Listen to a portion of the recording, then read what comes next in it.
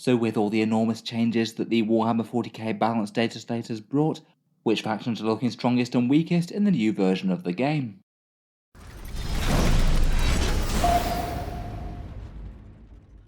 Hello and welcome back to Auspex Tactics, where today in this video I thought I'd do a bit of a predictive tier list, talking through the armies in Warhammer 40k, how they've changed with the enormous Balance Dataslate changes, and roughly where I'd rank them now.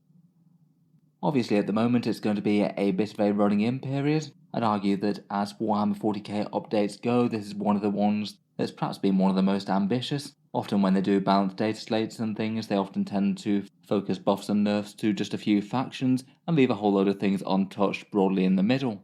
I think that kind of appropriately though, given the state that Warhammer 40k was in, Games Workshop went pretty heavy with this one.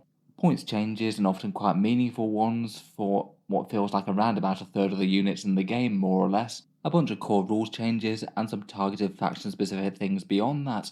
Generally, I think they've broadly done a good job, at least compared with past updates. They seem to have got most of the armies moving in the right kind of direction. Obviously, there's individual factions that I think have been maybe a little bit hard done by, and some factions don't have the best internal balance. Though comparing pre and post data slate for 40k as a whole, I think the improvements are pretty massive. I'd be kind of surprised if we had the weakest factions on 30% wins and the strongest factions on 70% anymore. Internal balance has been helped out for more factions than it's been harmed, and hopefully at least for the majority of armies in Warhammer 40k, the playing field should be just a little bit more level. I do think it's very unlikely to bring any sort of absolute balance to Warhammer 40k. Even at its best, maybe towards the tail end of 9th edition, it never really gets absolutely superb, and I feel like the massive distance that Games Workshop had to try and make up since 10th edition's launch is probably going to mean they're going to fall short for a bunch of factions. In this video though, I thought I'd talk through the armies and where I've roughly ranked them after the changes.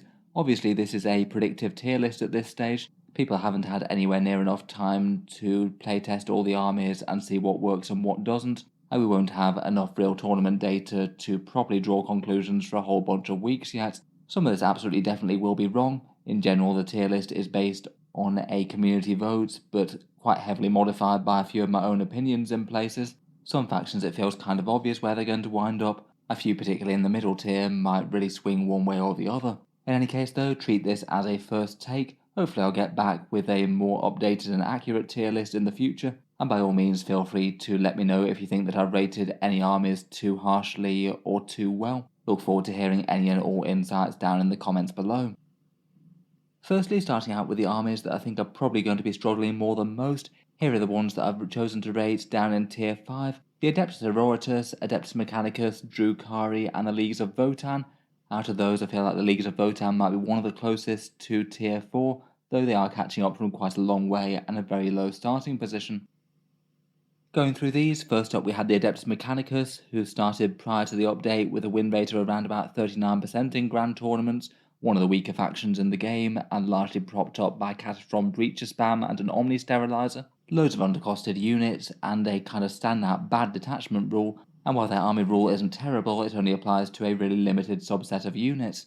Games Workshop's balance update gave points drops for most units, perhaps the single biggest to things like Rangers and Vanguard, which went down really quite a lot, as well as gaining a 4+ save and a 5+ invulnerable. They do seem to have made some efforts to make Skitarii troops a bit more exciting to field again. Beyond that though, I'd say that the vast majority of the points changes for the AdMech weren't exactly huge. Lots of their lighter skirmishing units got a bit more efficient, but most of them not enormously exciting. I feel like we'll probably see more Skitarii, and the Scorpius Disintegrator drop quite nicely.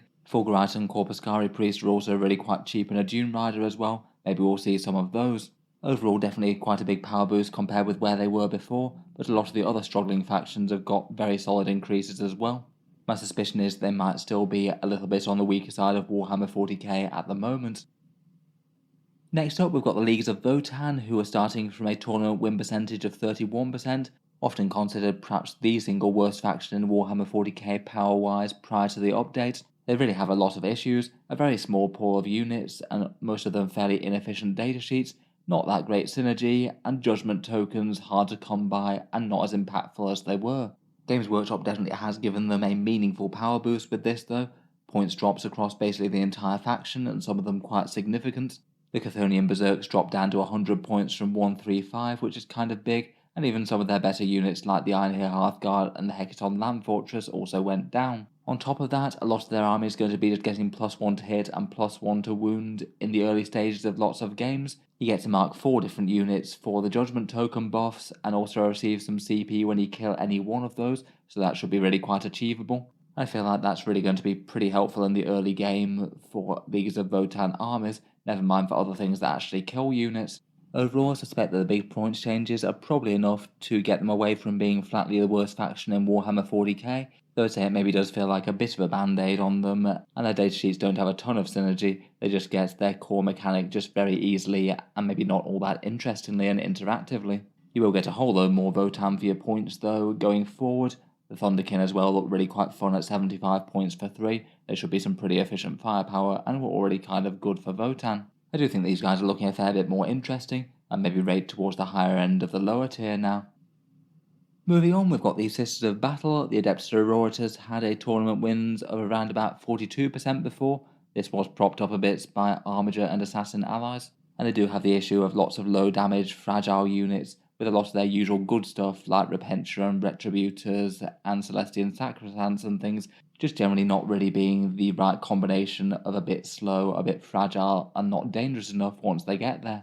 Their Miracle Dice are still definitely powerful though, but I feel like Games Workshop have maybe underestimated some of the changes, particularly the decrease in melee power that they'd have after the removal of Sacred Rites and Bloody Rose. In general, I did see some pretty wide sweeping points cuts to the majority of the index.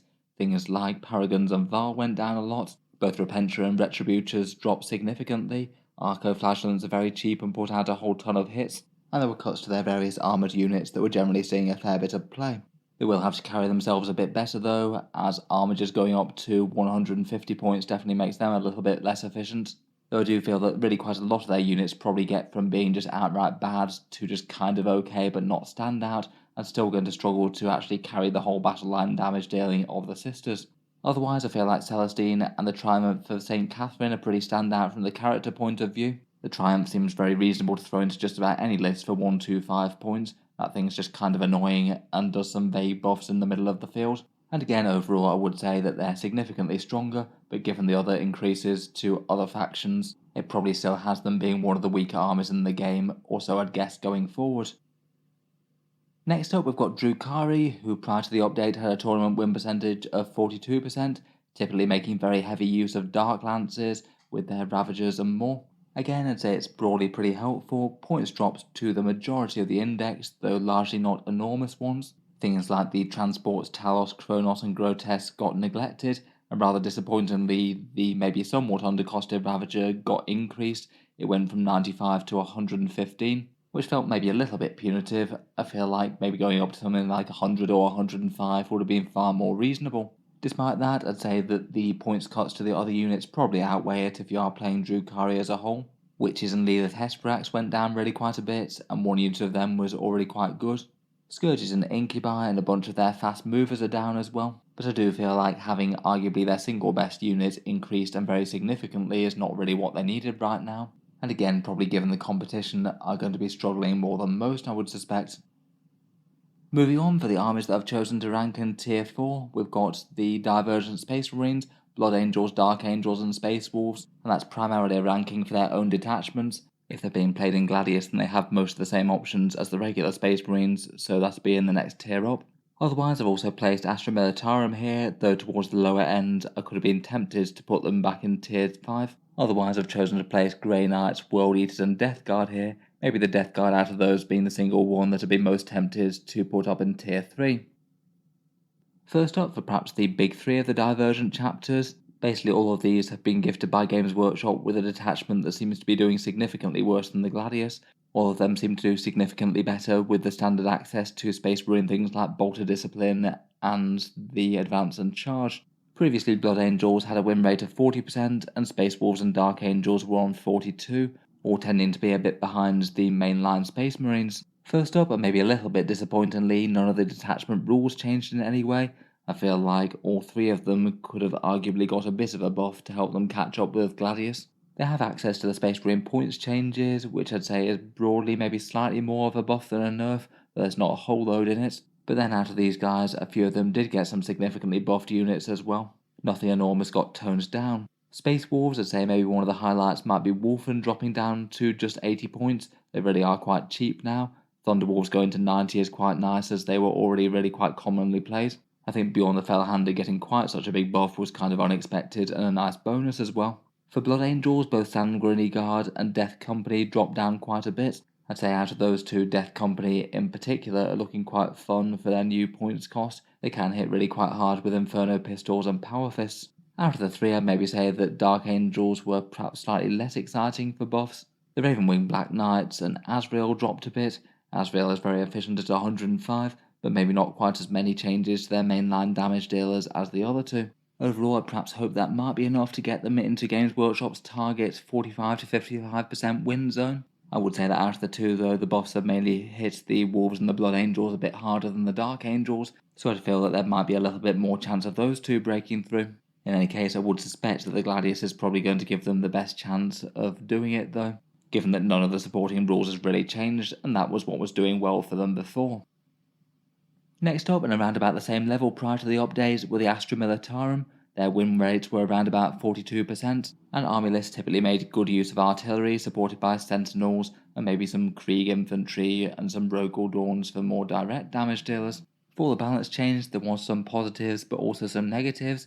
Fairly big cuts to Rosses, a medium cut to the Rogue Dawn, Scions down to 55 points, along with a few of the other slightly lesser played infantry variants, and the Chimera 70 points. I think there were really quite a lot of feel-good changes, particularly as tanks have been underwhelming for quite a while now. And perhaps one of the more surprising cuts came to Gaunt's Ghosts going down to 100, really quite a common competitively played unit given their lone operative shenanigans. On the other hand though, Guard were a struggling army already, and they have had some increases to some of their best units.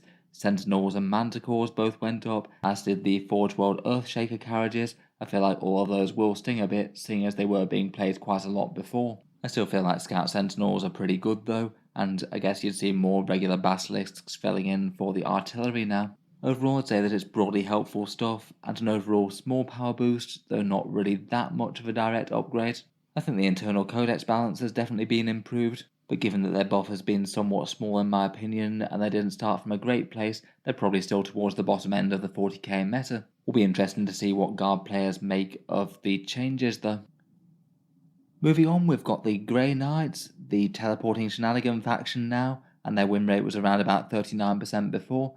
One of the very weakest armies in Warhammer 40k, despite their enormous movement tricks. They just don't really have that much damage when they get there. I was kind of expecting Games Workshop just to go down a points cut sort of route, and that's what they've done. Most Grey Knight unique units have got some pretty reasonable points boost, going from around about 10 to 20% on most key units. Things like Dread Knights with their advanced and attack type options are nice. I feel like Paladins got a particularly good decrease, as did Purifiers going down to 130. A few characters got boosts as well, including Caldor Drago, who was kind of borderline auto-include already, but now at 125 he's very good value. Otherwise, maybe not the biggest changes in the world. I feel like perhaps something like getting some anti-tank rules might not have been the worst, maybe bringing back profiles for the Nemesis Demon Hammer, though I guess that's kind of unlikely in a balance update. They did also change the Haloed and Soulfire stratagem to be not a battle tactic, so you can't get it discounted with the Grandmaster. Overall, I would say that they have been improved really quite a lot, but from a fairly low starting position. I feel like Grey Knights are perhaps one of the harder ones to predict. Their movement shenanigans are absolutely awesome, and maybe I'm just completely underrating them here. They're almost certainly still going to be one of the armies that's going to do vastly better in someone who knows how to eke out every bit of their movement shenanigans and still score a load of points and kill the things that are most important, despite having slightly low damage outputs and things that struggle to deal with tanks and vehicles. They are perhaps a unit that I could have been persuaded to put slightly higher, and maybe they'll surprise us and do very well in tournaments now. Next up, we've got the Death Guard, who again were one of 40k's most struggling factions before, a win rate of around 35%, previously perhaps the second worst army in Warhammer 40k besides Votann. Kind of similar to them, they had a poor combination of damage, speed, durability and synergy that just didn't really add up to much competitively. Lists for them often seem to feature a fair few Death Shroud Terminators, maybe with some Plague Burst Crawler spam with their Lord of Virulence. For the rules update, like several other factions in their position, Games Workshop responded with some medium-sized points decreases, around about 10 to 20% off most of the index. I'd say some of the most exciting out of that might be the Plague Marines at down to 16 points, Death Strike to 125, and they were already fairly cool. Bloat Drones going all the way down to 100 is very nice, and Mortarion himself for 325 seems very usable as well. Overall, they're all just vastly more efficient, and they will be tougher just because of the sheer amount of units that you can put on the board now. It does maybe feel a bit weird though that they go in the way of just putting loads of units on the board as opposed to making the individual ones tougher. It might just make them feel a little bit more weirdly hoardy. On top of that though, their Contagions rule got a notable buff. It wasn't really doing a whole load before with the -1 toughness bar against a few units that fit the brackets. But now at the start of the game you get a choice between 3 very meaningful debuffs, -1 ballistic skill and weapon skill within range, -1 leadership and -1 objective control, or extra AP against the units that you target there. I'd probably be more tempted by the AP or the ballistic skill and weapon skill. The latter one definitely seems quite nice for keeping them safe from combat armies if you're facing one, and the former just stacks with the -1 toughness to make units within contagion range very easy to kill. Overall, I feel like they've done well with them power-wise, even if they might be putting loads of units on the board now. I'd probably rate them upper tier 4 or lower tier 3. I feel like the combination of the massive points decreases plus a very good rule added onto the army is really going to add a lot of strength. Finally, for the armies that are ranked in tier 4, here are the World Eaters. Again, previously their win rate was around about 41% on the lower end of 40k. In general, they're an army that didn't have the most amount of options. Besides a few units like Angron and the Master of Executions, most of their flavours of angry men with big axes tended to be a bit overcosted and fragile for how many points they were. Again, like many of the other armies that Games Workshop have just mentioned, a lot of their points went down really quite significantly, around about 10 to 20, and a few characters got some fairly nice small discounts as well. It's maybe not 100% good news, seeing as some of their few options for fire support got worse, Forge Fiends went up for some reason, and if you wanted to add in allied Wardog Brigands from Chaos Knights, then they cost more as well. In general though, I feel like a lot of their units are going to feel way better to put on the table. Berserkers are down to 100 points, 8-bound at 135, and the Exalted ones at 150. All of those just seem a lot more in line with the carnage that they can cause. Still not super durable for the cost, but for how many points they are, they do leave a mark when they make combat. Overall, a pretty reasonable update. Maybe I'm being a little bit harsh ranking them down in tier 4 again. Could have been another candidate for up in tier 3. I feel like there's going to be quite a few armies that are a lot more in the middle sort of area of 40k right now, and maybe that's for the best. Moving onwards, in tier 3 I've chosen to rank these armies. Tau Empire probably towards the upper end of it now, Gladiator Space Marines and Deathwatch, Chaos Knights, Imperial Knights, Chaos Demons and Thousand Sons, perhaps the Thousand Sons heading towards the lower end of this tier out of these though. First up, I feel like the Tau Empire might have been one of the single most improved factions in Warhammer 40k. They had a win rate of around about 38% before, and one of the weakest factions in the game.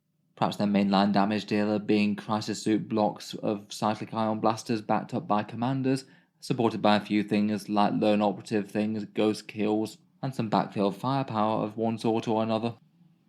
I feel like perhaps though out of the armies that Games Workshop has given points cuts to, the Tau being one of the ones that received the single best ones. Their already good units like crisis suits and commanders dropped a fair bit. Shadow Sun's just 100 points and she was pretty good for command point farming and rerolls. Riptides I think are very interesting at 180 points now, previously they were 235, broadsides are just 90. The Tau tanks are 130 for the mainline ones and long strike at 140. I feel like Sky Raid gunships at 130 points are really quite nice. Ghost kills were good and went down a bit, and there's big drops for things like Crews and infantry to the extent where they might be a little bit more interesting than they were. Overall I feel like they went from looking really quite weak to actually looking kind of scary.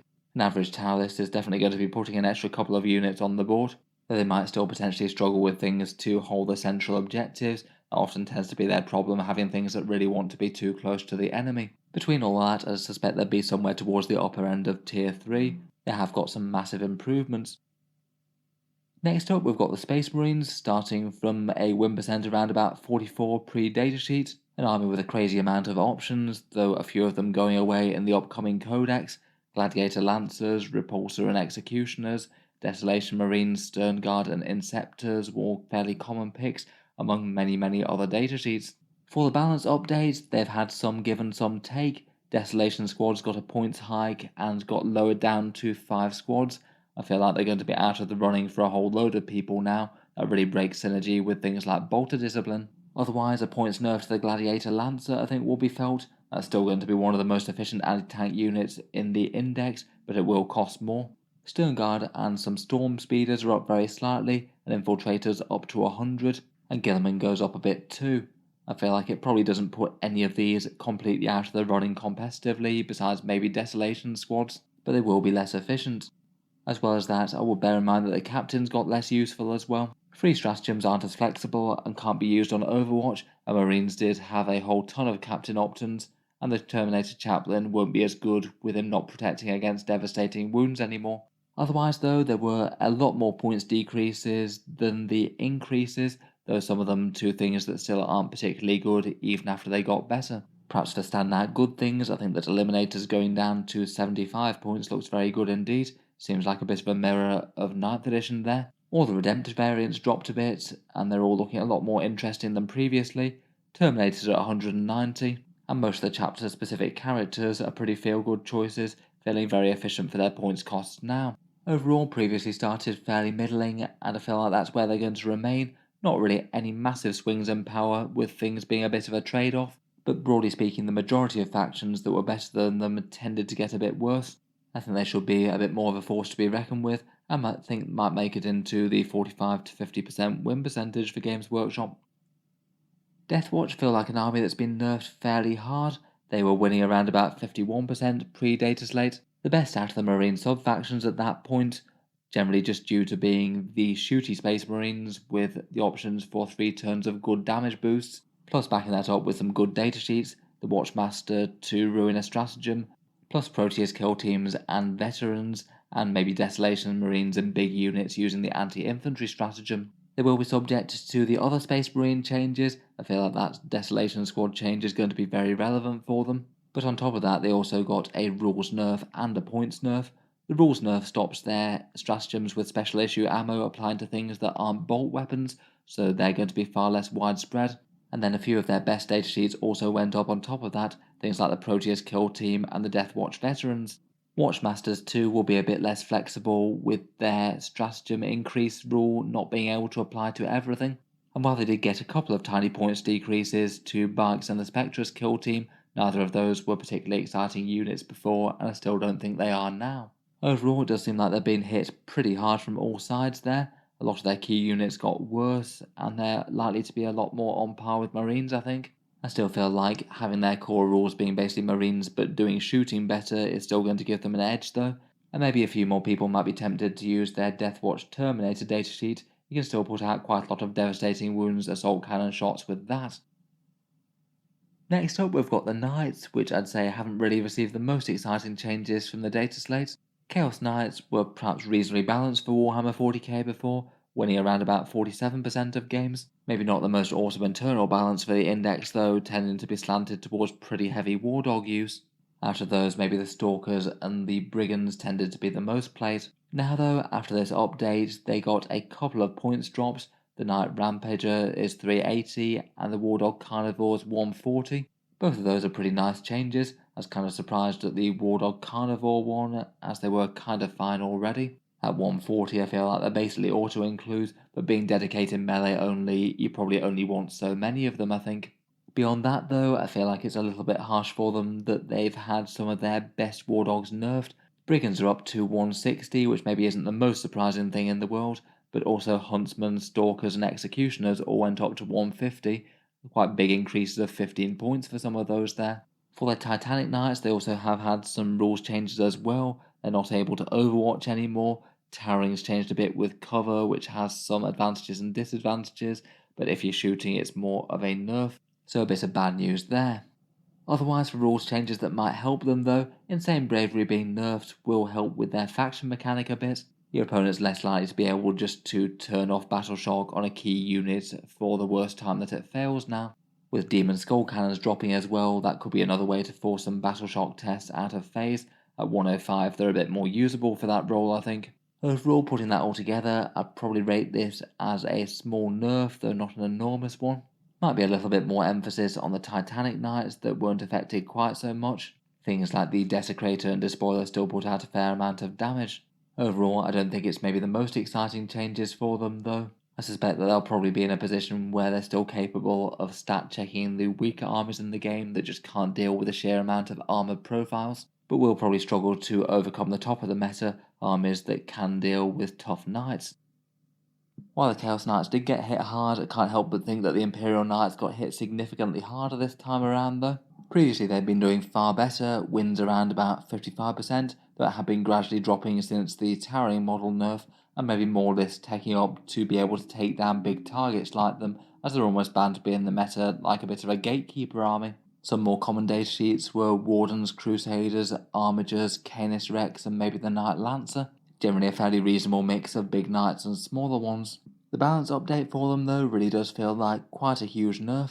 Perhaps the biggest and most feels bad one are that bondsman abilities are going back to being armiger only, so you won't have Knight Wardens giving you a -1 damage to your big knight anymore, nor Crusaders hitting on a 2+. This really is an absolutely enormous nerf to the entire Questoris class pretty much. I can't help but think it might have been a bit more popular to just charge them the right price for their bondsman ability, as opposed to take away one of their cool special rules and only give it to their armiger vassals now.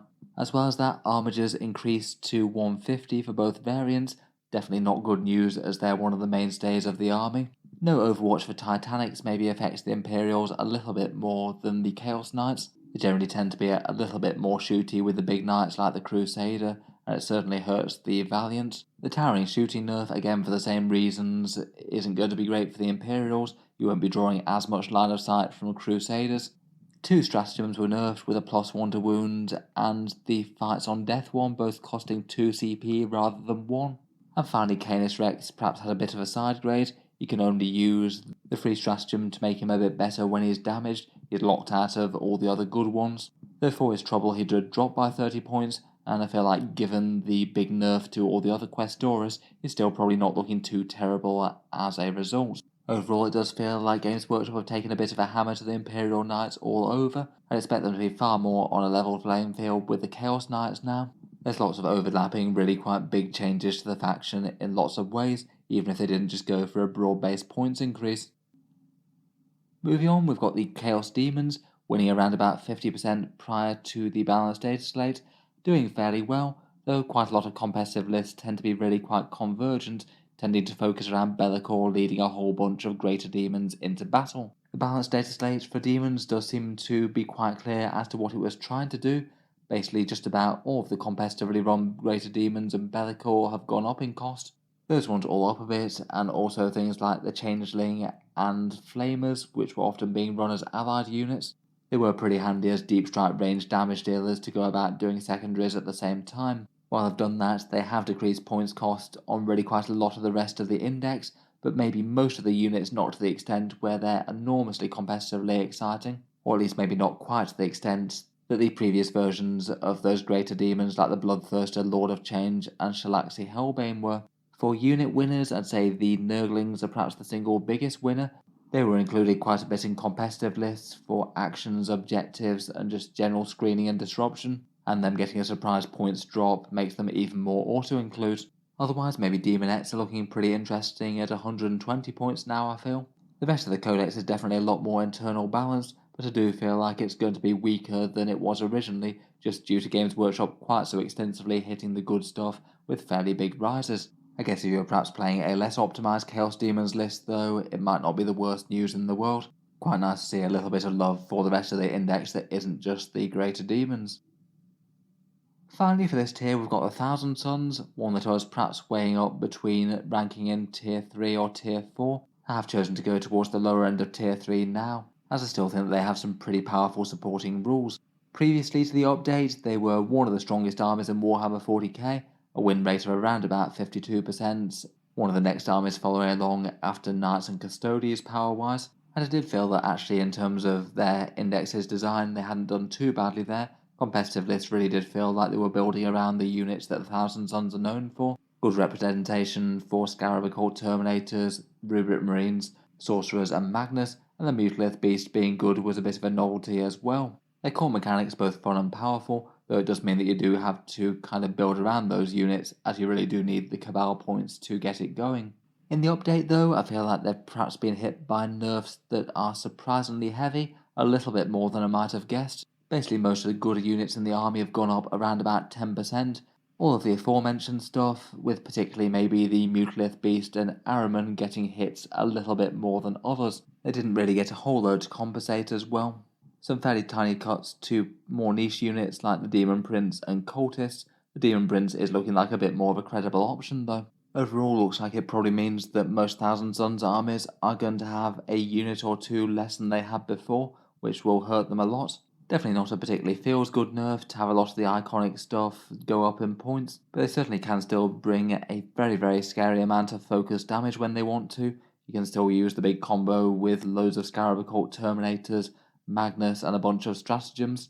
Being able to most likely take out most units in the game in one round of shooting is really quite big. Still though, probably lost a little bit of ground compared with some of the other competitive factions in the game. A few other armies around about their sort of level were hit, but maybe not quite as hard as this. Moving ever onwards and upwards, here we have the armies that I suspect might be hanging around the tier 2 kind of level. Here I've chosen to rank Black Templars, Orks, Necrons, Tyranids, Chaos Space Marines, Adeptus Custodes, and Genestealer Cults. Out of these, maybe the Adeptus Custodes and the Tyranids might be towards the lower end of tier 2, obviously very early days at the moment.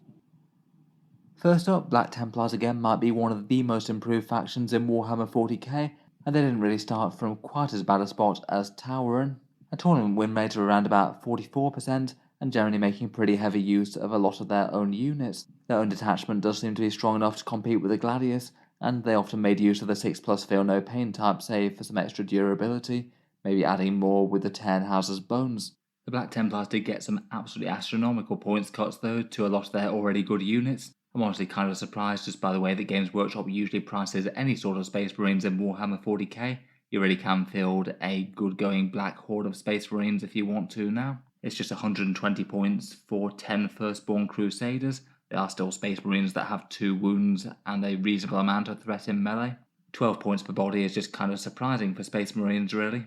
And then Primaris Crusader squads aren't really much different, 14 points per body there. A few of them do get worse saves with the neophytes, but get better attacks and much more support with characters and things. Sword Brethren are generally dangerous, and they've gone down to 140 as well, which is pretty good.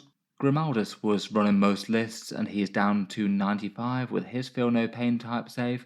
And then, perhaps in a bit of a turnaround, their unique tanks have gone from being basically pretty overcosted versions of things like the Gladiator Lancer and Repulsor Executioner and things, often paying around about 15 to 20 points per multi-melter, to now generally being pretty much flat upgrades on those, usually paying around about 5 points for a multi-melter. The Impulsor doesn't appear to pay anything at all now. You literally just get a free multi-melter on the new cheaper Impulsor at 85 points. That's really quite a big deal just because those tanks are already some of the better ones in the Space Marine Index. Repulsor Executioners are pretty great. I feel like the Impulsor at 85 points is pretty good for standard Space Marines, and Black Templars have kind of one of the ideal units to use it with those Sword Brethren. I just guess from these changes, compared with where they were before, they'll probably be one of the strongest Space Marine chapters, probably the strongest going forward, though I guess we'll wait and see. I'd expect to see very heavy use of all their unique units backed up by their own versions of the tanks with the multi-melters. Seems kind of hard to go too far wrong with a very durable Space Marine horde there.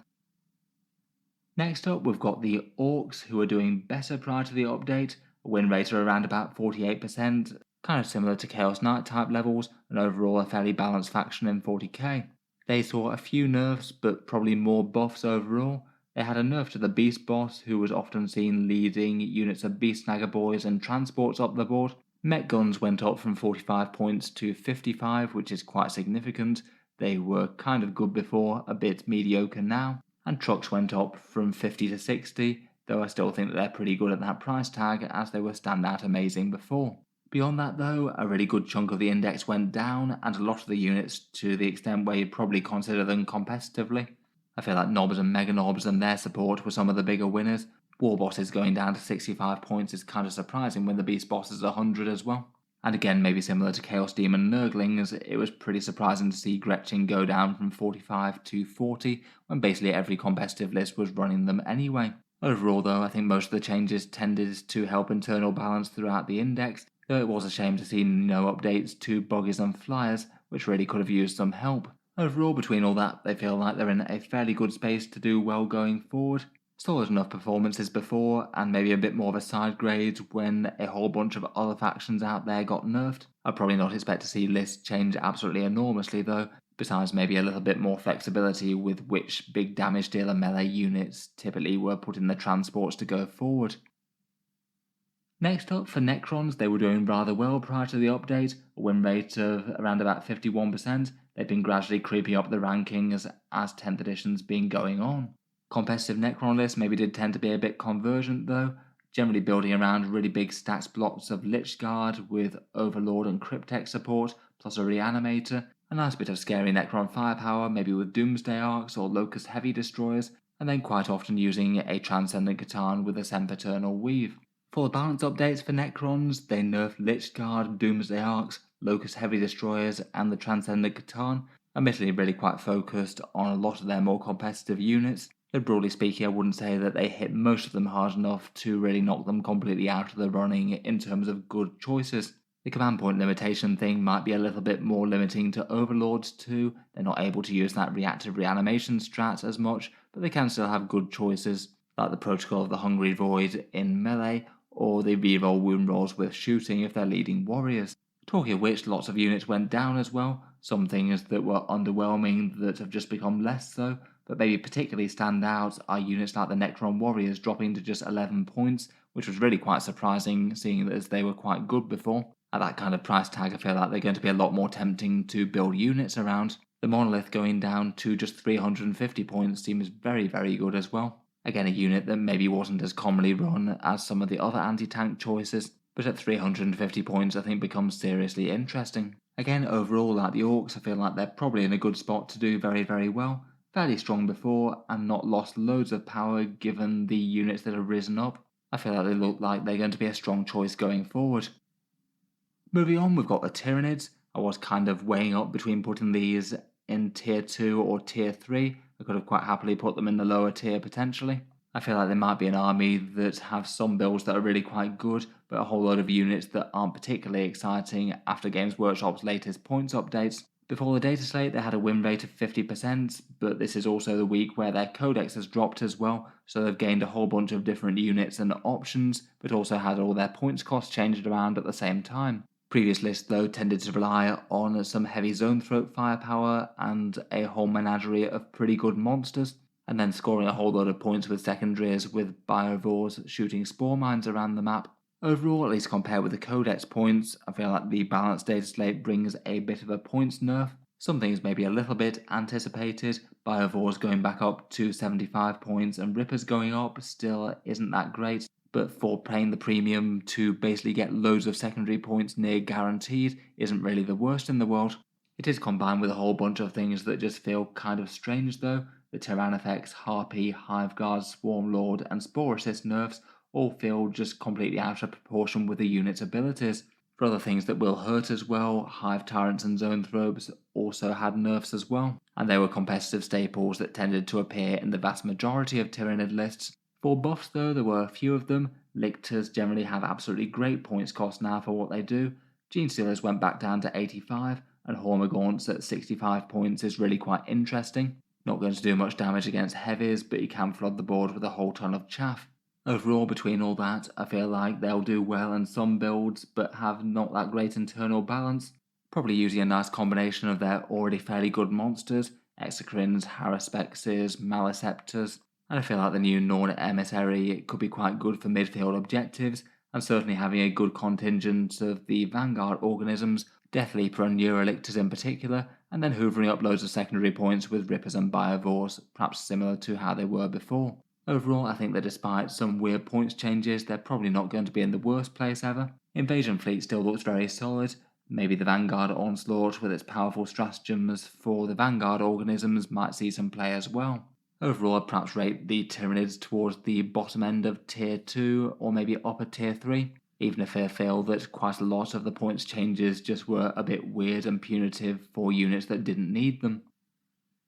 Next up for the Forces of Chaos, they had wins of around about 49% pre-Dataslate, not doing too bad within the greater scope of 40k, lists heavily using some fire support choices like Forge Fiends and Obliterators, though having quite a lot of good options for units ranging forward and getting into combat. Chosen, Possessed, Terminators, and Accursed Cultists all particularly interesting there. In the updates, Obliterators, Forge Fiends, Abaddon, and the Master of Possession all went up a bit.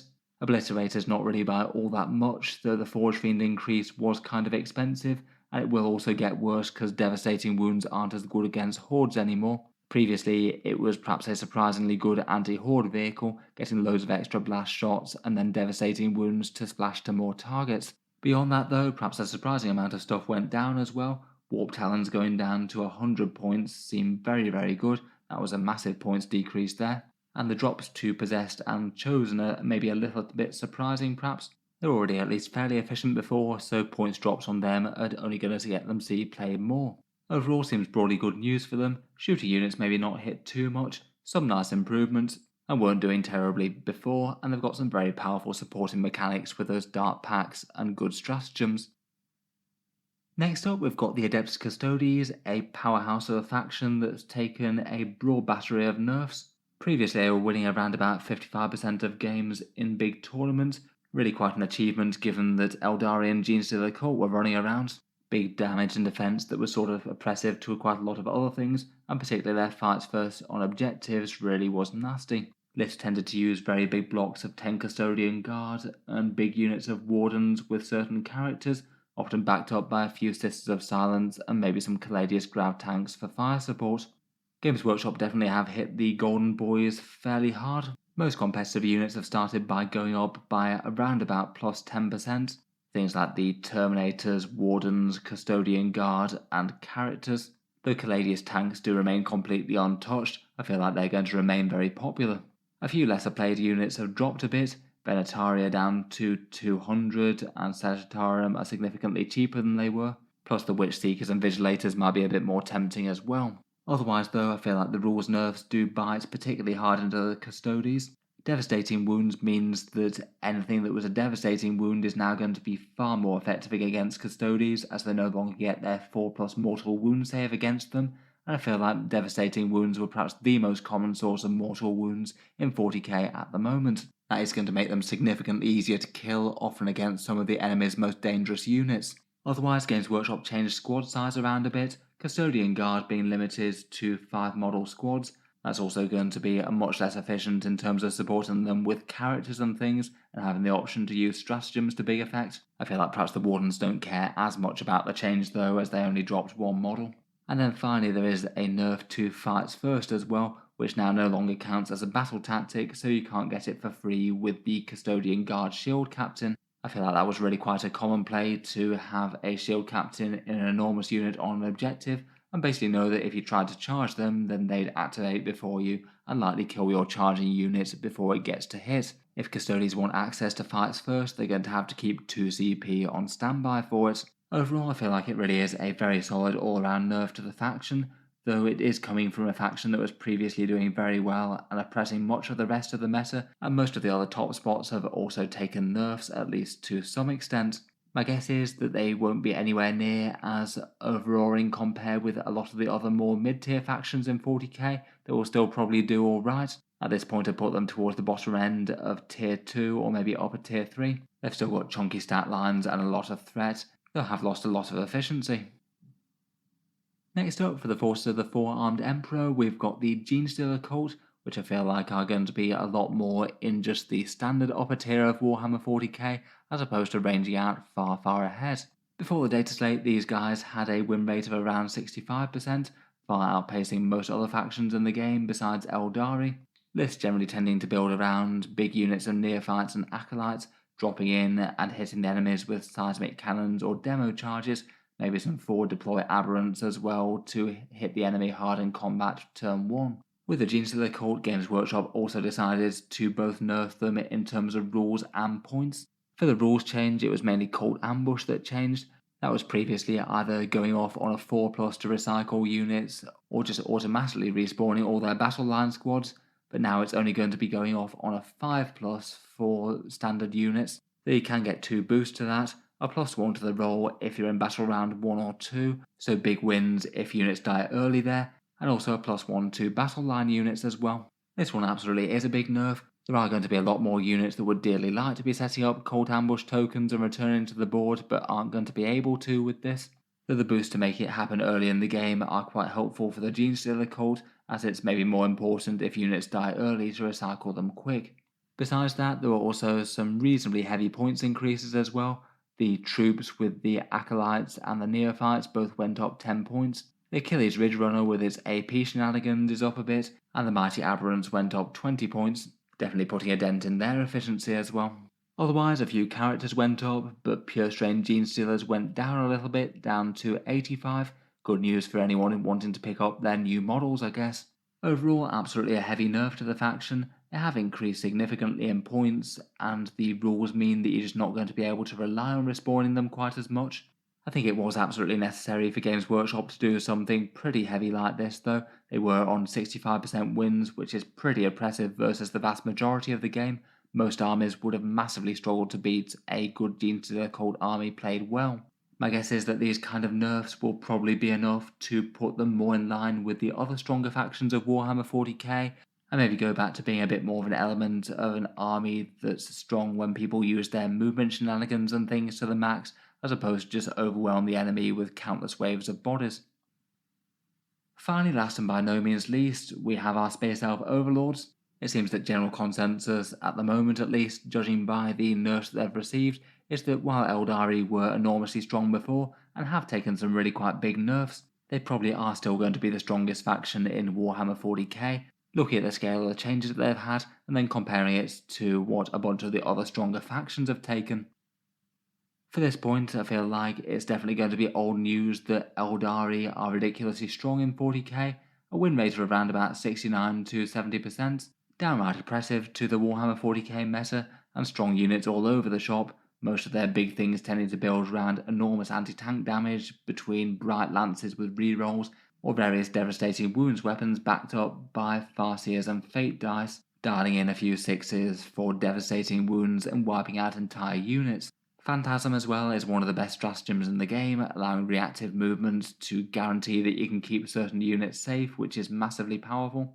The Incarn's got loads of raw strength for the cost and has some crazy hopping around the table abilities when units die that can be annoying to get to grips with and to be able to threaten. Autarch Wayleapers farming up CP while not being shot, and maybe Warp Spiders teleporting over the board to do secondaries or catch up with enemy infantry that thought they were safe. Realistically, there's probably a good deal more than that, but maybe those are some of the highlights.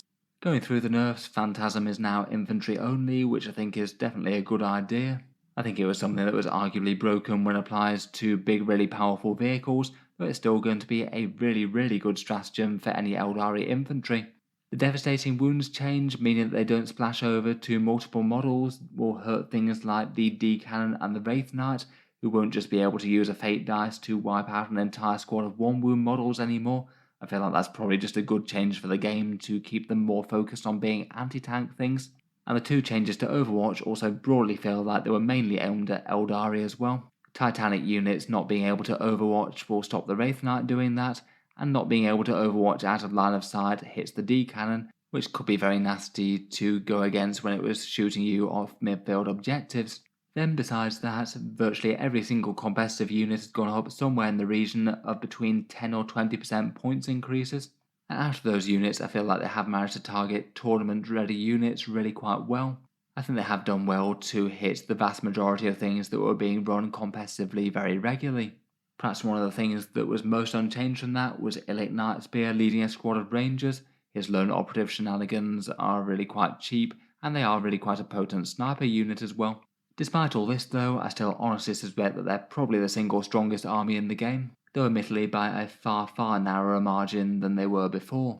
When they were this far ahead, most of their good units I think will still remain solid with a 10 to 20% points increase. Obviously it narrows the gap a lot, but they're still more or less okay.